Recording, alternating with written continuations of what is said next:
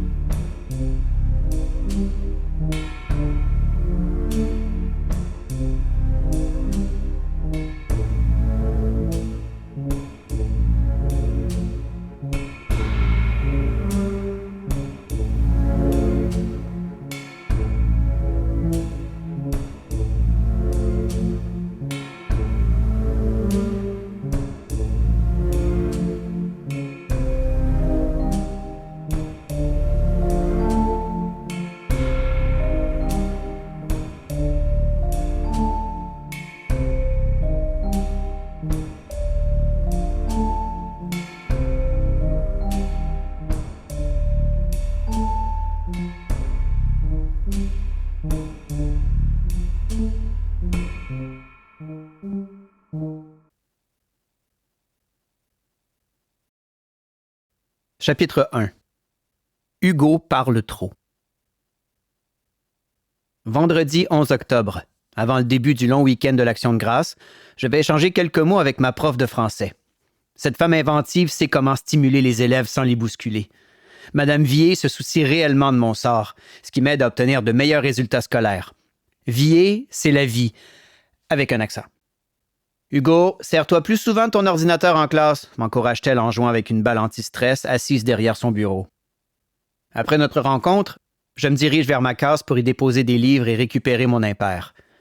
Juste comme des images de liberté commençaient à se dessiner dans ma tête, d'effrayantes pensées envahissent mon esprit. C'est qu'en lisant une inscription tracée au marqueur indélébile sur la porte de ma case fraîchement repeinte, j'ai l'impression de recevoir un coup de poing en pleine figure. Pif! Je me sens étourdi. Je vois des étoiles et la panique s'empare de moi. Quelle bosse désagréable. Au prix d'un énorme effort, je réagis et je cherche à reprendre mon sang-froid. J'attrape mon cellulaire pour avertir ma mère que je serai en retard, puis je prends des photos, preuve concrète du terrible avertissement que je viens de recevoir. Mes doigts tremblent tellement que je passe près d'échapper mon téléphone. Je gratte ensuite les mots menaçants avec une clé pour les faire disparaître au plus vite. De la sueur froide dégouline dans mon dos. J'ai peur qu'un surveillant me surprenne. À première vue, la tâche semble plutôt ardue, mais par chance, la peinture sous les traits d'encre est aussi molle qu'une vieille chique de gomme. Pfiou! J'arrive finalement à tout effacer en une vingtaine de minutes. Je crois que personne m'a vu. Tant mieux. De retour à la maison, je me laisse tomber dans un vieux fauteuil, la tête en arrière, le regard inquiet. Au départ, l'inscription m'a beaucoup stressé. Puis j'ai pensé... C'est sûrement l'œuvre d'un écervelé haïssable. J'ai essayé de me convaincre que cette menace n'était pas grave, que je devais oublier cette blague idiote. Mais maintenant, ça me déstabilise au plus haut point. Tout en maudissant le petit comique qui m'a joué ce mauvais tour, je recommence à me questionner sur ses motivations. Pourquoi a-t-il jeté son dévolu sur moi? Je n'aime pas ça du tout. Je jure intérieurement. Entre mes mains moites, je tiens mon cellulaire. Je relis le message haineux que j'ai photographié. Il me glace le sang. Une fois de plus. L'élève qui a écrit ça n'aurait pas dû agir de la sorte. Ce genre de geste est franchement pitoyable, minable, archi-nul. Bon, je vais arrêter de m'arracher les cheveux avant d'être entièrement chauve. Je dois arriver à conserver mon calme pour faire le point sur la situation. Mon intimidateur me reproche de trop parler. C'est vrai, j'ai beaucoup de conversations. On dit souvent que j'ai une bonne culture générale, ce que je dois en grande partie à mon père. Je prends plaisir à partager des idées avec mes camarades sur une foule de sujets. Cela dit, si je détiens une information sensible, j'aimerais bien savoir de quoi il s'agit, car pour l'instant, je ne comprends rien au message qui m'est adressé. En dépit du danger peut-être réel qui pèse sur moi et malgré ma taille, je suis grand et mince, pas du style athlétique musclé sportif, on dirait que j'ai quand même le bras long. Assez long en tout cas pour que quelqu'un cherche à me faire taire. Quel sens donner à cette menace? Le cœur tourmenté, je relis une troisième fois la missive sur l'écran de mon cellulaire et je frémis d'effroi. Est-ce que je parle vraiment trop? Gros bavard, ferme ta trappe, pauvre crétin, ou t'es fini. On te fera la peau et ce sera vraiment pas beau. Chapitre 2. Brandon sous l'œil de la lune. Je sors de la maison. Quand je rentrerai plus tard, je devrais penser à refermer la porte sans faire de bruit, au cas où mes parents seraient de retour avant moi. Mais ça m'étonnerait. Les soirées où ils sont invités s'étirent très souvent bien après minuit. La rue est sombre et déserte comme un cimetière. Je monte dans le taxi que j'ai appelé quelques minutes plus tôt et me rends vers un lieu encore plus isolé. Une fois rendu, je descends de la voiture et j'attends, seul, plongé dans la noirceur. Dissimulé derrière d'épais buissons qui bordent une remise délabrée, j'observe un terrain vague situé tout près avec des jumelles. Un modèle puissant que j'ai troqué contre un pistolet de paintball presque neuf. J'échange beaucoup d'objets dont je ne me sers plus sur Internet. Je jette un œil autour de moi à intervalles réguliers. L'endroit est humide et sent le pipi de chat. Il est 22 heures et je n'ai pas d'école demain. Le froid me transperce le corps, même si je suis emmitouflé dans mon manteau de duvet gris. Je boirais volontiers un chocolat chaud pour me revigorer. Je ne suis pas ici par hasard. Je n'ai pas reçu d'invitation non plus. J'ai simplement entendu mon frère Théo dire qu'il se battrait dans cet endroit lugubre et pas très rassurant. Mais je ne suis pas inquiet, juste curieux. Mon aîné est un boxeur amateur et un bon à rien aussi. J'entends du bruit. 2 véhicules motorisés s'immobilisent au bord de la route. Des portes claquent. Un groupe sort d'un 4x4 de luxe. Je perçois des paroles, des ricanements. Une voiture noire dépose maintenant Théo et disparaît. Émergeant d'un petit nuage, la pleine lune me sert d'éclairage naturel. Au loin, 2 adversaires munis de gants d'entraînement tournent l'un autour de l'autre sans attendre le signal annonçant le début des hostilités. Le duel s'annonce brutal. Le plus petit, c'est mon frère. Il a retiré ses lunettes. Je ne comprends pas pourquoi il s'entête à jouer au cahier de local. Il provoque tout le monde, même moi, et s'enlise dans des querelles stériles. Son opposant est un type au visage bouffi, les biceps et le cou couverts de tatouages. Il est beaucoup plus massif que Théo. Ses cheveux châtains sont coupés courts sur le devant et lui font un front démesuré. Les 2 combattants ressemblent à des gladiateurs qui s'affrontent dans une arène. Autour d'eux, 3 amateurs de sensations fortes s'emballent, chahutent, sifflent. Leurs paroles, même lointaines, parviennent jusqu'à moi. « Montre-lui que t'es le meilleur, El Toro !» hurle une blonde juchée sur des talons d'une hauteur vertigineuse. « Vas-y, allez, allez !» bugle un personnage à l'apparence sordide, une expression de stupidité bovine affichée sur le visage. Droit et d'une froideur extrême, le colosse vêtu d'un maillot d'exercice sautille sur place pour réchauffer ses membres en acier trempé. D'une vivacité stupéfiante, El Toro semble n'avoir aucun doute quant à l'issue de la corrida. En attendant, il écume de rage et de fureur, et ses puissants mouvements laissent transparaître un désir de vengeance. Malgré son corps musclé, mon frère ne fait pas le poids. Lancé dans un pari audacieux, il tente en vain d'administrer un direct avec son poing. « Continue, bonhomme, montre-moi ce que t'as dans le ventre », le nargue El Toro. Quand les 2 hommes bougent, leurs pas font monter de la poussière du sol. Chacun cherche à prendre l'avantage sur l'autre et guette la moindre faiblesse chez son adversaire. Mon frère crache des mots à la figure du plus baraqué. Des insultes ou des affronts, je n'entends pas bien. Oui, c'est ça, des paroles obscènes. Tout se déroule ensuite très rapidement. El Toro prend le contrôle de l'altercation. Prêt à écraser son rival, il le cogne brutalement. Le prédateur s'acharne sur sa proie, puis l'assomme. Bang! Bang! Au dernier moment, El Toro s'éloigne pour admirer un tableau qui semble tout droit sorti d'un musée des horreurs. Théo vacille toujours complètement sonné. Peut-il contre-attaquer efficacement dans l'état où il est? Je tremble de tous mes membres et reste sur mes gardes plus que jamais. « Go, go, rentre-lui dedans !» se défoule la meneuse de claques. Risquant le tout pour le tout, mon frère enlève ses gants et plonge sournoisement sa main dans la poche de son pantalon pour en sortir un couteau. Il fait passer l'arme d'une main à l'autre avant de s'élancer vers El Toro en pointant sa lame vers lui. Son adversaire l'accueille d'un regard réprobateur, puis secoue la tête résigné. À cause de l'affront fait à leur favori, les partisans se mettent aussitôt à huer Théo. Ils réclament un châtiment exemplaire, sanglant, divertissant. « Écrase-le comme une punaise !» profère un type vêtu de cuir noir, le ton vindicatif. Le tricheur s'expose aux pires représailles. « Achève-le !» insiste à son tour la fausse blonde. Pourquoi Théo a-t-il sorti une arme blanche? C'était une mauvaise idée dont il ne mesure pas encore les implications. Sous mes yeux ébahis, le métal brille dans la nuit d'un funeste éclat.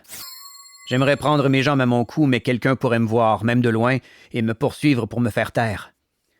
Je vais attendre que les 2 brutes aient fini de se taper dessus pour galoper loin d'ici. El Toro voit rouge. Il retire ses gants à son tour, allonge un bras pour agripper mon frère et, avec sa main libre, s'approprie le couteau. D'un geste net, il plonge la lame jusqu'à la garde dans le ventre de Théo. La scène macabre semble tirée d'un mauvais roman noir. Mon cœur bat fort, évoquant des roulements de tambour inquiétants qui semblent parvenir à mes oreilles depuis le fond d'une jungle hostile. Spectateur camouflé transi de peur, je mets une main sur ma bouche et laisse tomber mes jumelles sur mon torse avant de les replacer devant mes yeux. L'empoignade tire à sa fin. Le perdant fléchit, pose un genou à terre, puis l'autre. Ses lèvres se tordent dans un horrible cri de douleur. Il penche la tête, puis s'écroule. Le groupe acclame le vainqueur, qui ne s'est pas contenté de demi-mesure. Il a délibérément choisi de laisser son adversaire agoniser à ses pieds. « Tu l'as mis KO !» proclame un partisan du champion, lui soulevant le bras. « Le petit morveux a eu ce qu'il méritait, avec son propre couteau. »« Ça lui donnera une leçon !» répond El Toro en riant. Liés dans la complicité d'un épouvantable délit, les voyous montent à bord du 4 roues motrices, laissant mon frère derrière eux. J'espère au moins qu'il est encore vivant. C'est tout de même mon frère. J'attends quelques minutes, puis je regarde autour de moi pour m'assurer que la voie est libre. Je quitte furtivement ma cachette. Je prends mon iPhone et compose le 911. « Faites vite, un gars est sur le point de mourir! » Je ne mens pas. Je vois au loin Théo qui appuie ses mains sur sa blessure, la mâchoire béante. C'est terrifiant. « Où êtes-vous? » Je donne les coordonnées tout en marchant. « On envoie quelqu'un immédiatement », m'assure le répartiteur de la centrale téléphonique des services d'urgence. Au-dessus de moi, pas un seul nuage. M'efforçant d'adopter une démarche assurée, je m'éloigne de la scène de crime avant de commander une course dans une application de service de transport. Au loin, la sirène d'une ambulance trouve un écho retentissant dans mes pas. Dès que je tourne le coin de la rue, je cours vers la station-service où vient d'arriver mon chauffeur. Je vais enfin pouvoir reprendre haleine. Couvert de sueur froide, je regagne la maison. Une fois dans ma chambre, je garde les yeux rivés sur l'écran de mon ordinateur. Après ce que j'ai vu ce soir, je ne dormirai pas de sitôt. Il est trop tard pour regretter quoi que ce soit. J'aurais pu m'abstenir d'assister à l'affrontement, mais j'avais trop envie de voir la tête que ferait Théo, mon lâche et cruel persécuteur. Si peu de liens me rattachent à mon frère, malgré tout, je ne m'attendais quand même pas à ce qu'il se fasse blesser si gravement. Un peu plus tard dans la nuit, une sonnerie de téléphone retentit. J'entends mon père répondre à l'appel. Ça semble urgent. Probablement l'hôpital. À la lumière du couloir s'ajoutent alors des bruits confus de voix familières. Mes parents se rendent dans le garage et la voiture démarre sur les chapeaux de roue. Sur un site d'actualité en temps réel, on décrit en ces mots la condition physique de la victime. Le jeune homme a été admis à l'unité des soins intensifs où il repose apparemment dans un état critique, mais stable. Chapitre 3. Hugo laisse planer un soupçon. « Viens t'asseoir avec nous, Hugo, le petit aimerait ça. » À peine sorti de la douche, les cheveux encore tout ébouriffés, je n'ai pas remarqué tout de suite que Bruno, le conjoint de ma mère, m'adressait la parole. J'étais perdu dans ma tête. « T'es le grand frère que mon fils aimerait tellement avoir, dit-il. »« Ah ouais? Gentil de sa part, même si c'est trop peu trop tard. »« Avec tous mes devoirs, c'est impossible, je n'ai pas le temps. Merci quand même. » Je n'ai pas d'atome crochu avec Bruno et son gamin. Je me retiens pour pas le dire à voix haute. Ma mère aurait de la peine en prenant de la bouche de son compagnon, et cela risquerait de l'accabler alors qu'elle est déjà fatiguée. En plus de son travail d'infirmière à l'hôpital le jour, elle fait souvent des heures supplémentaires comme aujourd'hui, en ce samedi soir morose. « Tu veux obtenir de bonnes notes? Lâche pas! » Maman croit que le temps joue en notre faveur, que je vais m'attacher à ma nouvelle famille. Elle a tort sur toute la ligne. Les relations que j'entretiens avec mon beau-père et son fils restent toujours aussi tendues depuis qu'on a emménagé ensemble, il y a presque 1 an. Autrement dit, il y a une éternité. Je file dans ma chambre, ferme la porte et m'assois sur mon lit, la tête appuyée sur des coussins. Je reste immobile pendant que mon univers s'obscurcit peu à peu. Je ne sais pas si c'est l'effet de la menace ou la solitude envahissante qui me trouble l'esprit. Je ne me sens vraiment pas bien. Entouré d'objets familiers, je tente de retrouver mon assurance en refoulant mes sentiments. Vendredi matin, je n'avais aucune raison de craindre de devenir une victime. Je suis donc tombé de haut. Je pense à quoi maintenant? Au moins, mes résultats scolaires sont encourageants, compte tenu de mes difficultés. À l'école primaire, parce que je confondais déjà les B et les P, je perdais des points dans les dictées. Malgré tout, j'ai quand même réussi en français. Mais quelle frustration! Moi qui souhaitais devenir grand reporter à l'image de Tintin, je crains de ne pas pouvoir y arriver. Je rêvais tellement de ressembler à ce personnage de BD tenace et courageux qui prend part à des aventures captivantes à travers le monde. Pourtant, ce n'est pas faute d'avoir tout essayé. Tout. Ma mère m'a même traîné chez un orthopédagogue et une orthophoniste. Un peu maniaque sur les bords. Elle en fait toujours trop. Et au bout du compte, pas grand-chose n'a changé, même si le fait d'utiliser un ordinateur m'aide un peu. Une fois habillé, j'attrape mon cellulaire et je relis pour la énième fois le message que j'ai reçu. Curieusement, je ne me sens pas sali par l'injure. Est-ce rassurant? D'après mes recherches sur Internet, proférer une menace de mort est une infraction prévue à l'article 264.1 du Code criminel. Ça me laisse tout de même dépité. Assis devant mon écran, je réfléchis. Je pourrais, en toute vraisemblance, déposer une plainte à la police et on ouvrirait une enquête qui aboutirait peut-être à une conclusion un jour ou l'autre. Mais les policiers n'ont pas que ça à faire. Ils sont sûrement accaparés par des méfaits incomparablement plus importants. Quoi qu'il en soit, d'ici quelques jours, j'aurai trouvé l'identité du scribouilleur anonyme. Je m'en fais la promesse solennelle. Si tout pouvait rentrer dans l'ordre sans l'intervention d'un adulte, ça serait beaucoup mieux. Qu'est-ce que j'ai fait pour m'attirer de telles foudres? Je suis condamné sans même savoir de quoi on m'accuse. Plus j'y pense, d'ailleurs, je ne fais que ça, plus je soupçonne Mieline Dega d'être l'auteur de cette mauvaise blague. Telle une adolescente rebelle devant l'autorité, elle est souvent à couteau tiré avec Madame Vier. Insolente, elle ne manque pas une occasion de réévaluer la pertinence de son plan de cours, de ses corrections ou de ses choix de lecture, quand ce n'est pas des sorties culturelles qu'elle a prévues pour nous en cours d'année. La jolie rousse est nouvelle à l'école. Avec son visage symétrique, ses pommettes saillantes et son petit nez retroussé, elle me regarde toujours d'un air sournois. Mais pourquoi m'en voudrait-elle? Je ne lui ai rien fait. Sauf qu'elle se croit plus futée que les autres. Ce n'est pas un mobile suffisant, mais je ne suspecte personne d'autre pour le moment. Je n'ai pas d'ennemis et je m'entends assez bien avec tout le monde. À partir de maintenant, jetez à l'œil Mieline Dega. Chapitre 4. Brandon ne peut plus respirer.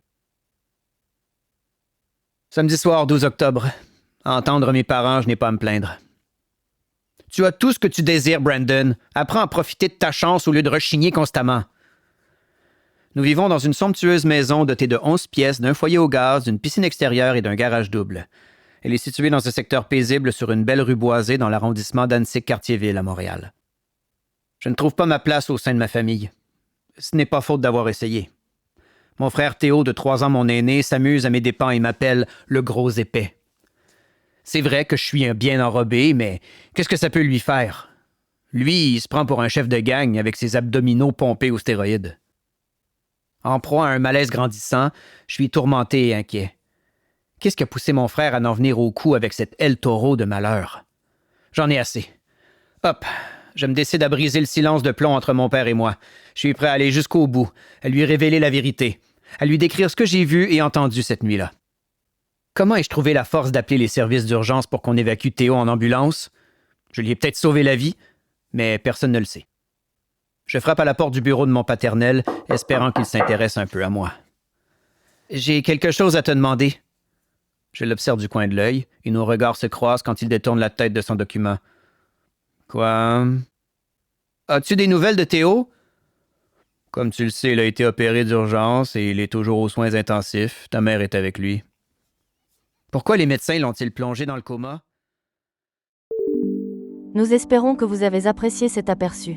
Pour continuer à écouter ce livre audio sur Google Play Livres, utilisez le lien dans la description de la vidéo.